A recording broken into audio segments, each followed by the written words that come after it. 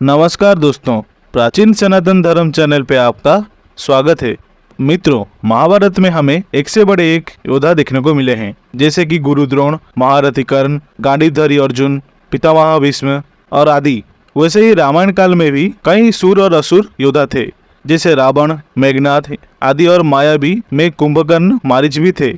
लेकिन हमने इस वीडियो में 10 ऐसे महान योद्धाओं के बारे में बताए हैं जिनके वजह से भारत का पूरा इतिहास ही बदल गया, और वो इतने शक्तिशाली थे जिनको पराजित करने का साहस कभी किसी ने नहीं किया। तो इस वीडियो को शुरू करते हैं हिंदू शास्त्रों के अनुसार योद्धा उत्कृष्टता के 5 वर्ग से। तो पहले वर्ग में आता है रथी, एक ऐसा योद्धा जो एक साथ 5000 योद्धाओं से लड़ने का ताकत रखता है। उसके बाद है अतिरथी, एक योद्धा जो 12 रथी वर्ग के योद्धाओं या 60,000 लोगों के साथ लड़ने में सक्षम है। उसके बाद है महारथी, एक योद्धा जो 12 अतिरथी वर्ग के योद्धाओं या 7,20,000 सैनिकों से एक साथ लड़ सकता था। उसके बाद आता है अति महारथी, एक योद्धा जो एक साथ 12 महारथी योद्धाओं से लड़ने का सक्षम है। उसके बाद अंतिम में महामहारथी, एक महामहारथी एक साथ 24 अति महारथियों से लड़ने का ताकत रखता है। अब चलिए शुरू करते हैं महाभारत काल के 10 सबसे शक्तिशाली योद्धाओं से। तो नंबर 10 पे है भीम एवं दुर्योधन। भीम एवं दुर्योधन रथी के श्रेणी के वर्ग के योद्धा थे, और दोनों ही 8 के रथी के बराबर योद्धा थे। वे एक साथ 8 रथियों से लड़ने का ताकत रखते थे। वे दोनों जहां गदा के साथ समान रूप से कुशल थे और एक के एक में समान रूप से शक्तिशाली थे, वे लगभग अतिरथी के बराबर थे। हालांकि भीम महाबली हनुमान के छोटे भाई होने के नाते उनसे कुछ शिक्षा लिए थे, जिससे उन्हें अंतिम युद्ध में मदद मिली। उसके बाद आते हैं सत्यकी। सत्यकी को अतिरथी श्रेणी के योद्धा माना गया है। सत्यकी महाभारत में सबसे महान प्राकृतिक जन्मजात मानव योद्धा थे। उन्हें अर्जुन द्वारा सिखाया गया था। उन्हें अर्जुन के लगभग बराबर माना गया है, हालांकि उनको चक्रव्यूह का कोई ज्ञान नहीं था। उसके बाद आते हैं अश्वत्थामा। अश्वत्थामा को महारथी श्रेणी में गिना जाता है। अश्वत्थामा को कुछ महान हथियारों का ज्ञान था और युद्ध में सबसे अधिक योद्धाओं को मानने में तीसरा स्थान था। उनको भगवान शिव का 11 रुद्राओं में से एक माना जाता है। उनको ना मरने का श्राप मिला था। वो अपने माथे में एक मणि के साथ पैदा हुए थे, जो उनको मनुष्य से कम सभी जीवित प्राणियों पर शक्ति देता था। यह रत्न से भूतों, राक्षसों, जहरीले कीड़े, सांप, जानवरों आदि के हमलों से बचने के लिए माना जाता है। युद्ध के 18वें दिन के अंत में रात के छापे का नेतृत्व करने और शेष सभी पांचाल सेना और बेटों को मारने के लिए भी जिम्मेदार थे। उसके बाद आते हैं घटोत्कच। घटोत्कच को अतिरथी कहा गया है। घटोत्कच एक मायावी योद्धा थे, जो लगभग सभी खगोलीय हथियारों को चमका दे सकता थे। कर्ण को घटोत्कच को मारने के लिए दुनिया के सबसे शक्तिशाली हथियारों में से एक का इस्तेमाल करना पड़ा था, और फिर भी घटोत्कच गिरने के साथ उसके साथ ही एक साथ पूरी सेना ले ली। घटोत्कच ने एक ही बार में सैकड़ों और हजारों लोगों की हत्या कर दी। जब घटोत्कच को महसूस हुआ कि वह मरने वाला है, तो उसने एक विशाल आकार ग्रहण किया। जब विशाल शरीर गिर गया, तो उसने कौरव सेना की एक अक्षौहिणी को कुचल दिया। अभिमन्यु एक महारथी थे। अभिमन्यु अपने पिता के बराबर एक निडर योद्धा थे। जब वो अच्युत चक्रव्यूह में प्रवेश किए, तो वह पूरे कुरु याजमान के साथ द्रोण, कर्ण और सैकड़ों अन्य वीर योद्धाओं के साथ में अकेले ही रहे थे। हालांकि उनको धोखे से और निर्दयी भावक में उनका हत्या किया गया था। भागदत्त को भी महारथी माना गया है। भागदत्त कौरवों की तरफ से लड़े थे। वो अपने हाथी पर अपने कौशल के लिए बहुत अच्छी तरह से जाने जाते हैं। इस लड़ाई के दौरान भागदत्त ने अर्जुन पर वैष्णव अस्त्र, एक अचूक हथियार चला दिए थे।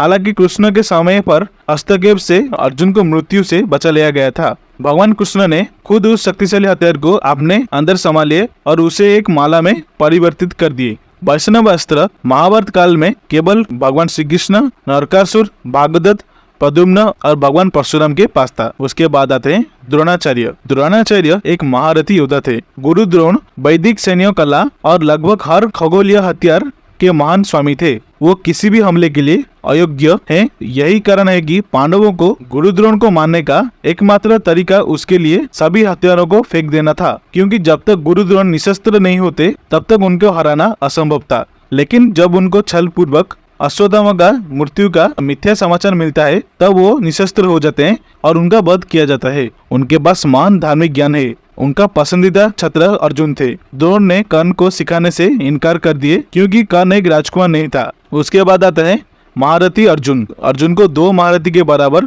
कहा गया है। वो पृथ्वी के सबसे बड़े धनुर्धर हैं और कर्ण के बराबर हैं। उन्होंने भगवान शिव को भी प्रसन्न किया है, जिनसे उनको अत्यंत ही शक्तिशाली पशुपतास्त्र दिव्य अस्त्र मिला था। साथ ही साथ भगवान इंद्र और अन्य देवताओं ने उन्हें स्वर्ग की यात्रा पर सभी घातक शक्तिशाली हथियार दिए थे। वो कालकेय, पुलोमा और निबात कवचा की शक्तिशाली दानव जाति का वध करने के लिए भी जिम्मेदार हैं।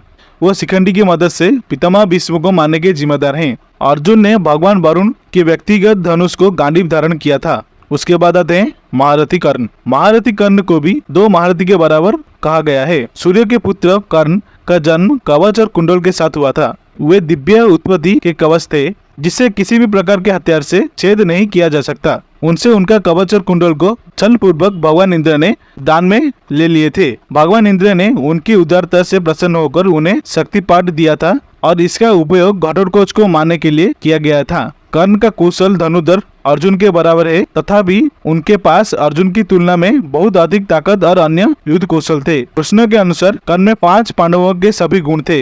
युधिष्ठिर की धार्मिकता, भीम की शक्ति, अर्जुन का युद्ध कौशल, नकुल की सुंदरता एवं सहदेव की बुद्धि। भगवान श्री के द्वारा धारण किए जाने वाले विजय धनुष भगवान परशुराम ने कर्ण को दिए थे। और नंबर 1 में है पितामह भीष्म। पितामह भीष्म को 3 महारथी के बराबर कहा गया है। भगवान परशुराम द्वारा उनको शिक्षा प्राप्त हुआ था।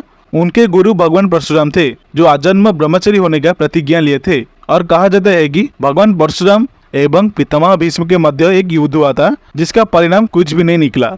और सबसे अंतिम में आते हैं भगवान श्री कृष्ण। भगवान श्री कृष्ण तो खुद भगवान ही थे, उनसे कौन जीत सकता था। वे महाविष्णु के 8वें अवतार थे और सभी हथियारों के ज्ञान उनके पास था। अब जानते हैं रामायण काल के 10 सबसे शक्तिशाली योद्धाओं के बारे में। 10वें नंबर पे आते हैं अंगद।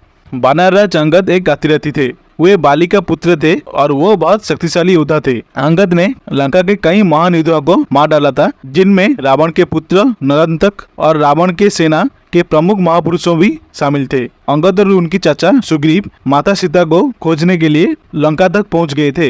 रामायण में एक प्रसंग है जहां पर वो रावण के दरबार के सदस्यों को अपना पैर जमीन से उठाने के लिए चुनौती देते हैं, लेकिन रावण के दरबार में ऐसा कोई भी योद्धा नहीं था जो उनके पैर को हिला सकता था। उसके बाद आते हैं अतिकया। अतिकया एक महारथी योद्धा थे। एक कवच था जिसे केवल ब्रह्मास्त्र द्वारा ही छेदा जा सकता था। अतिकया रावण के पुत्र और इंद्रजित के छोटे भाई थे। रामायण में एक प्रसंग है, भगवान शिव अतिकया पर अपना त्रिशूल फेंकते हैं, लेकिन अतिकया ने त्रिशूल को मध्य हवा में पकड़ लिया और भगवान शिव के सामने हाथ जोड़ दिया। प्रभु के सामने विनम्र तरीके से देखकर भगवान शिव प्रसन्न हुए और अतिकया को धनुर्विद्या और दिव्य अस्त्रों का ज्ञान भी दिए। उसके बाद आते हैं जामवन। जामवन एक महारथी योद्धा थे। महारथी जामवन को भगवान ब्रह्मा का ही अवतार माना गया है। भालू के राजा जामवन को भगवान राम से वरदान मिला है कि उनका लंबा जीवन होगा। महारथी जामवन के पास 10 लाख शेरों का ताकत था। उसके बाद आते हैं कुंभकर्ण। कुंभकर्ण एक महारथी योद्धा में शामिल होता है। वह बड़े पैमाने पर उपनिवेश था, जहाँ पर 1000 हाथी उस पर चल सकते थे।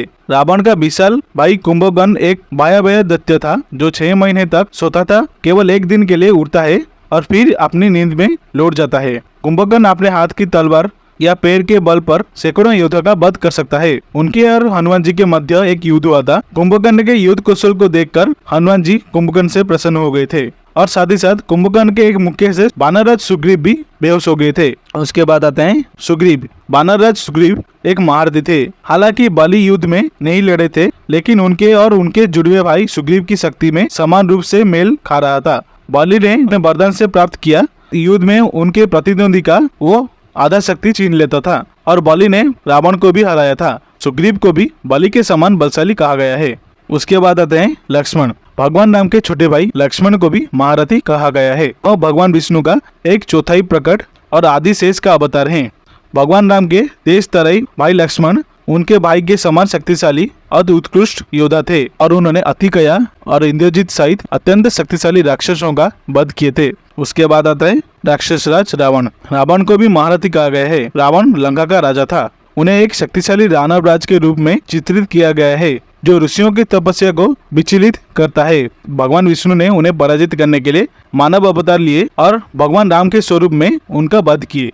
नंबर 3 पे है इंद्रजित। इंद्रजित अथवा मेघनाथ को अति महारथी योद्धा भी कहा गया है। शास्त्रों में उल्लेख है कि उनके पास 3 महादिव्यास्त्र थे, ब्रह्मांडास्त्र, नारायणास्त्र एवं पशुपतास्त्र था, जिससे वो अति महारथी कहलाए। उन्हें युद्ध में हराना लगभग नामुमकिन था।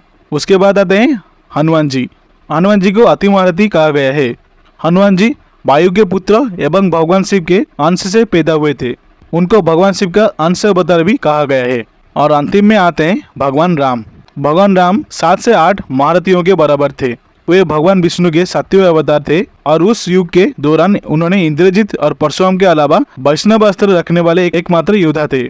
भगवान राम राजा दशरथ के सबसे बड़े पुत्र थे। उनकी माता कौशल्य के वो प्रिय बेटे थे। भगवान राम ने रामायण के अनुसार 1 घंटे में 14,000 दानव दैत्यों को मार डाले थे। उन्होंने राक्षस मरीच और सुबाहु, रावण के मुख्य सेनापति प्रहस्त्र और स्वयं रावण की अंतिम हत्या के लिए जिम्मेदार हैं। तो ये थे 10 महाशक्तिशाली योद्धा जो महाभारत एवं रामायण काल के सर्वश्रेष्ठ योद्धा माने जाते हैं। आशा करता हूँ आपको वीडियो अच्छी लगी होगी। अगर अच्छी लगी तो वीडियो को लाइक, शेयर एंड सब्सक्राइब जरूर करना और कमेंट सेक्शन में हर हर महादेव जय सिया राम लिखना मत भूलिएगा। देखने के लिए धन्यवाद। हर हर महादेव जय सिया राम।